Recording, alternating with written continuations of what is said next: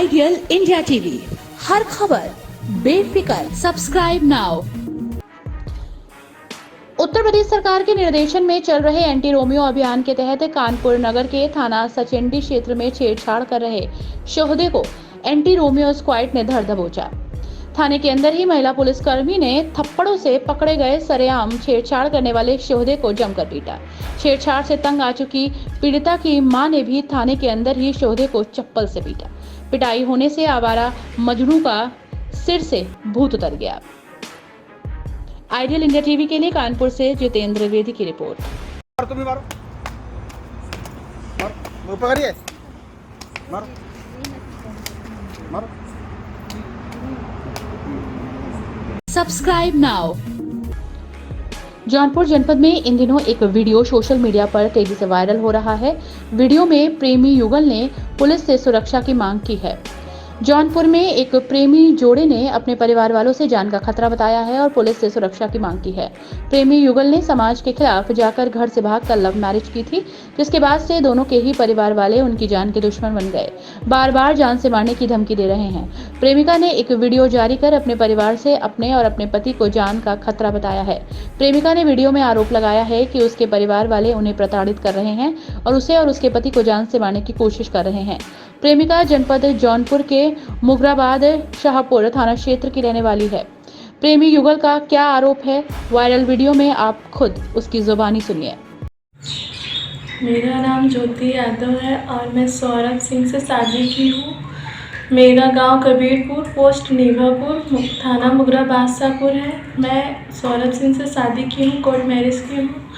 मेरे घर वाले बहुत प्रताड़ित कर रहे हैं। हम लोग छुप के बैठे हुए हैं। एक बार तो मुझे बंदी भी बना लिया गया था। वहाँ से मैं अपना जान बचा के वहाँ से निकली हूँ। वो लोग बार बार परेशान कर रहे हैं मेरे नंबर पे फ़ोन कर के। किसी भी नंबर पर हम लोग कोई भी नंबर चालू कर रहे हैं तो उस पर वो लोग फ़ोन कर हम लोग को धमकी दे रहे हैं, तुम लोग को मार डालेंगे, कहीं भी तुम लोग छुप जाओ, हम तुम लोग को मार डालेंगे। हमारी कोई सुनवाई नहीं हो रही। थाने पे भी हमने एप्लीकेशन दिया था पर वहाँ पे भी कोई सुनवाई नहीं हुई। Subscribe now.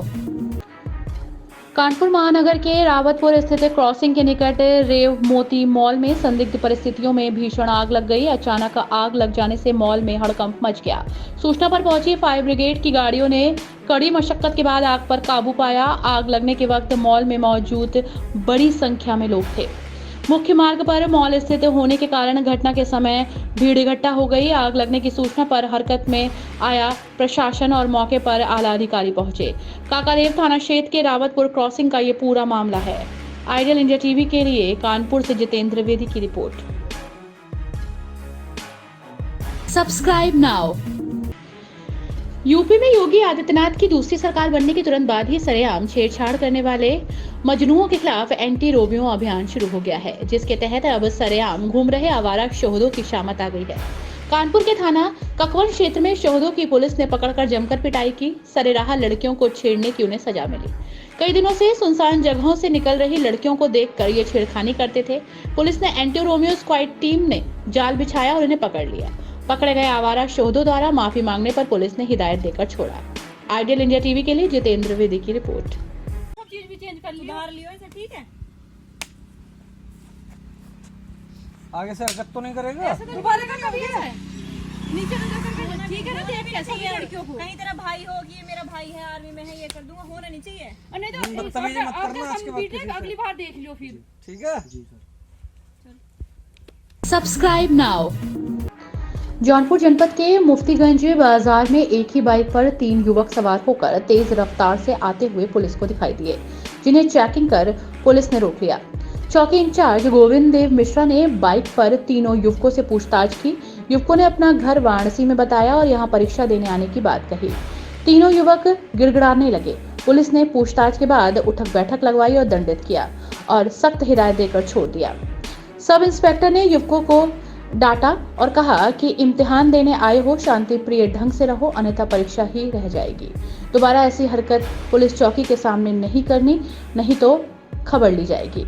उन्हें विद्यार्थी होने के कारण बाद में छोड़ दिया गया। मुफ्तीगंज बाजार में अब इस वायरल वीडियो की चारों ओर चर्चा है। आइडियल इंडिया टीवी के लिए जितेंद्र द्विवेदी की रिपोर्ट। Subscribe now. कानपुर में आईपीएल मैचों में सट्टा लगाने वाले गिरोह का कानपुर पुलिस ने खुलासा किया है। 9 सटोरियों को अरेस्ट किया गया है, जिनके पास से 45,30,000 रुपए और 2 टैबलेट और 2 नोटपैड, 27 मोबाइल जब्त हुए हैं। प्रोबेक्स.com से देश भर में सट्टेबाजी चल रही थी। एसीपी गोविंद नगर और क्राइम ब्रांच की टीम ने गोविंद नगर के एक मकान से सट्टे का अवैध कारोबार चला रहे लोगों को बरामद किया है। मैच की हर गेंद, चौके, छक्के पर सट्टा लगाया जा रहा था। पुलिस कमिश्नर विजय सिंह मीणा ने मामले की गंभीरता को देखते हुए 4 सदस्यों की एसआईटी गठित की। पुलिस टीम को 50,000 का इनाम दिया गया। आइडियल इंडिया टीवी के लिए कानपुर से विकास कुशवाहा की रिपोर्ट। Subscribe now. कन्नौज में अखिल भारतीय विद्यार्थी परिषद के छात्र छात्राओं ने छात्रवृत्ति की ओर से छात्र छात्राओं की बकाया छात्रवृत्ति को लेकर एक ज्ञापन समाज कल्याण मंत्री असीम अरुण को सौंपा। ज्ञापन में मांग की गई कि जो छात्र छात्राओं की छात्रवृत्ति नहीं मिल रही है, उस पर कार्रवाई करते हुए छात्रवृत्ति दिलाई जाए। उनका कहना है कि अगर छात्रवृत्ति नहीं मिलती है तो वो आगे बढ़कर प्रदर्शन करेंगे। शनिवार को सभी कार्यकर्ता अखिल भारतीय विद्यार्थी परिषद के प्रांत विक्रांत अग्निहोत्री की अगुवाई में जिला मुख्य चिकित्सा अधिकारी के दफ्तर पहुंचे, जहां पर मौजूद समाज कल्याण मंत्री असीम अरुण को छात्र छात्राओं की छात्रवृत्ति न मिलने को लेकर अखिल भारतीय विद्यार्थी परिषद के लोगों ने ज्ञापन सौंपा। ज्ञापन में बताया गया कि छात्र छात्राओं की बकाया छात्रवृत्ति उनको दी जाए, जिससे छात्र छात्राओं की परेशानी दूर हो सके। प्रांत मंत्री विक्रांत अग्निहोत्री का कहना है कि जल्द छात्रवृत्ति दी जाए। यदि ऐसा नहीं होता है तो छात्र छात्राओं के साथ प्रदर्शन करेंगे। आइडियल इंडिया टीवी के लिए कन्नौज से जितेंद्र वेदी की रिपोर्ट। ये अभी जो अपनी 2021-2022 सत्र की जो स्कॉलरशिप आई है, जिसमें हम लोगों को संपूर्ण उत्तर प्रदेश में देखने को, कानपुर प्रांत के कई जिलों में देखने को मिला है कि इसमें स्कॉलरशिप में बहुत अनियमितताएं निकल के आ रही हैं। जिसमें जैसे बीएड की 52,000 स्कॉलरशिप आनी चाहिए थी, बच्चों की 33,000 आई है, किसी की 6,000 आनी चाहिए, उसमें 3,000 आई है। चाहे वो मेडिकल का छात्र हो जिसकी 90,000 आनी चाहिए, उसकी 56,000 आ रही है। यही अनियमितताएं लगातार स्कॉलरशिप में निकल के आ रही हैं। कोविड काल में जैसे कि सभी को ज्ञात है कि लोगों के घर की फाइनेंशियली स्थिति सही नहीं है। बच्चों ने इसलिए पढ़ाई करी कि हम 1 साल फर्स्ट ईयर की अगर फीस जमा कर देते हैं जैसे तैसे, तो हमारी फर्स्ट ईयर में स्कॉलरशिप आके हम सेकेंड ईयर अपना कर लेंगे। लेकिन देखने को मिल रहा है जब फर्स्ट ईयर की स्कॉलरशिप नहीं आ रही है तो बच्चे सेकेंड ईयर कैसे करेंगे। तो इसलिए बच्चों में बहुत ही रोष व्याप्त है, आगे की पढ़ाई उनकी नहीं चल पा रही है। इसलिए आज करीब जिले भर के 50 छात्राओं ने आके यहाँ पे माननीय समाज कल्याण विभाग के मंत्री माननीय श्री असीम अरुण जी को यहाँ पे लाके ज्ञापन दिया और उनको बताया कि सप्ताह भर में बच्चों की स्कॉलरशिप नहीं आती है तो अखिल भारतीय विद्यार्थी परिषद पूरे प्रांत में एक बड़ा आंदोलन करेगा, जिसके लिए स्वयं उत्तरदायित्व माननीय मंत्री जी का रहेगा। Subscribe now. कैराकत ओडिहार मार्ग के कुसराना गांव के पास से डामर से भरी ट्रैक्टर और ट्रॉली में बीच रोड पर अज्ञात कारणों से आग लग गई। ट्रैक्टर चालक ने ट्रैक्टर से कूदकर किसी तरह जान बचाई। स्थानीय लोगों की मदद से आग बुझाने की पूर्णतः कोशिश की गई। आग पर काबू पाने के लिए फोन द्वारा स्थानीय लोगों ने 112 और दमकल की टीम को सूचना दी। दमकल की टीम ने बड़ी मशक्कत के बाद किसी तरह आग पर काबू पाया। मौके पर मौजूद स्थानीय लोगों का कहना है कि डामर बहुत गर्म था, जिसकी वजह से आग लगी। आइडियल इंडिया टीवी के लिए विकास कुशवाहा की रिपोर्ट। Subscribe now. गोंडा में दलित बालिका से गैंगरेप के तीसरे आरोपी इसराइल ने आज नगर कोतवाली में आत्मसमर्पण कर दिया। उसके हाथ में साहब में आत्मसमर्पण कर रहा हूं, मुझे गोली मत मारो एक तख्ती भी थी। उसके साथ परिजन भी नगर कोतवाली आए। बीते कल शाम को पुलिस इसराइल के घर पर बुलडोजर लेकर चेतावनी देने पहुंची थी। बीती रात ही इसी गैंगरेप के एक अन्य वांछित आरोपी रिजवान को पुलिस ने मुठभेड़ में गोली लगने के बाद गिरफ्तार किया था। घटना के मुख्य अभियुक्त राजा को पुलिस ने 31 मार्च को ही मुठभेड़ में गोली लगने के बाद गिरफ्तार किया। आज एक वांछित इजराइल ने नगर कोतवाली में आकर आत्मसमर्पण कर दिया। बीते दिनों गोंडा नगर कोतवाली अंतर्गत एक नाबालिग के साथ गैंगरेप हुआ था, जिसमें 4 आरोपी वांछित थे। शेष एक आरोपी की पुलिस को तलाश है। एसपी ने घटना के बारे में विस्तार से बताते हुए कहा कि गैंगरेप में एक अन्य आरोपी की तलाश के लिए पुलिस टीम लगी है।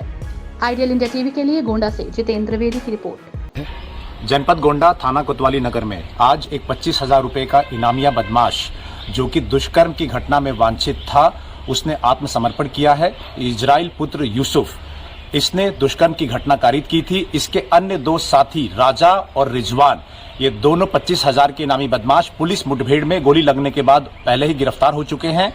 4 दिन पूर्व एक महिला अपनी बेटी के साथ जन सुनवाई में आई थी और ये बताया था कि उसकी बच्ची के साथ में, जो कि दलित समाज की थी, उसके साथ सामूहिक दुष्कर्म की घटना हुई है।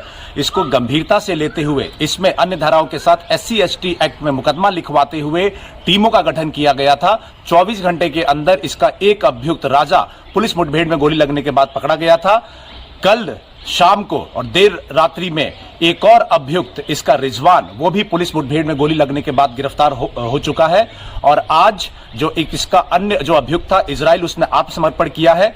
कल ही हमारी पुलिस की टीम बुलडोजर लेके अपराधियों के घर में, जो बचे हुए अपराधी थे, उनके घरों पे पहुंची थी और ये चेताया था कि जो भी इनको मदद करेगा या पनाह देगा उनके खिलाफ कार्रवाई करेगी टीम। तो आज ये अपने पूरे परिवार के साथ में आके इसने आत्मसमर्पण किया है। एक इसका अन्य जो वांछित है उसके लिए भी पुलिस टीम लगातार निकली हुई है और ये चारों जो अभियुक्त है इन सबको सजा दिलाने के लिए भी हमारी टीम कटिबद्ध है। फास्ट ट्रैक कोर्ट से इन सामूहिक दुष्कर्म के जो बदमाश है इनके खिलाफ कम समय में ज्यादा से ज्यादा सजा दिलाने का भी प्रयास हमारा रहेगा। Subscribe now. बदायूं जनपद के समरेर ब्लॉक के राजकीय आश्रम पद्धति विद्यालय में विषाक्त भोजन खाने से 28 बच्चे बीमार हो गए, जिनमें सभी बच्चों को तुरंत ही समरेर अस्पताल में भर्ती कराया गया। 8 बच्चों को गंभीर हालत में CSC दादागंज में रेफर कर दिया।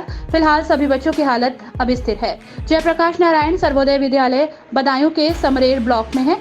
इस विद्यालय में बच्चों ने मेस में खाना खाया। खाना खाने के थोड़ी देर बाद बच्चों की तबीयत खराब हुई। बच्चों ने बताया कि आलू और लौकी की सब्जी बनी थी। तबीयत खराब होने के चलते बच्चों को घबराहट, पेट में दर्द और चक्कर आने लगे। इसके बाद उस खाने को फेंक दिया गया। आनन फानन में 28 बच्चों को समरेर CSC में भर्ती कराया गया। 8 बच्चों को गंभीर हालत में CSC दादागंज में भर्ती किया गया। सभी बच्चों का इलाज चल रहा है। फिलहाल बच्चों की हालत स्थिर है। CMO बदायूं बच्चों की हालत जानने के लिए CSC समरेर पहुंचे हैं। आइडियल इंडिया टीवी के लिए संतोष कुमार की रिपोर्ट। क्या खाया था? कुछ खाया था? कैसे खराब हुई तबीयत? हैं? लौकी की सब्जी बनी थी। पेट में जलन हो रही थी और गले में अच्छा उल्टी आ रही थी। अच्छा, अब ठीक हो? हमारे यहाँ समरेर में एक विद्यालय है, आवासीय विद्यालय है, आश्रम पद्धति विद्यालय, जो बोर्डिंग स्कूल है जिसमें बच्चे हॉस्टल में रह करके पढ़ाई करते हैं। तो वहाँ शाम को 8 या 8:30 बजे के आसपास हमको ये सूचना मिली कि जो है वहाँ पर बच्चों को उल्टी और पेट दर्द इन सब की शिकायतें हो रही हैं। तो मैं अपने जो हमारे डॉक्टर साहब हैं यहाँ इमरजेंसी में ड्यूटी पे थे और मैं खुद आश्रम पद्धति विद्यालय में हम लोग गए, वहाँ पर बच्चों को देखा और जितनी जल्दी हो सका हम लोग अस्पताल उनको लेकर के आए। आइडियल इंडिया टीवी, हर खबर बेफिक्र। Subscribe now.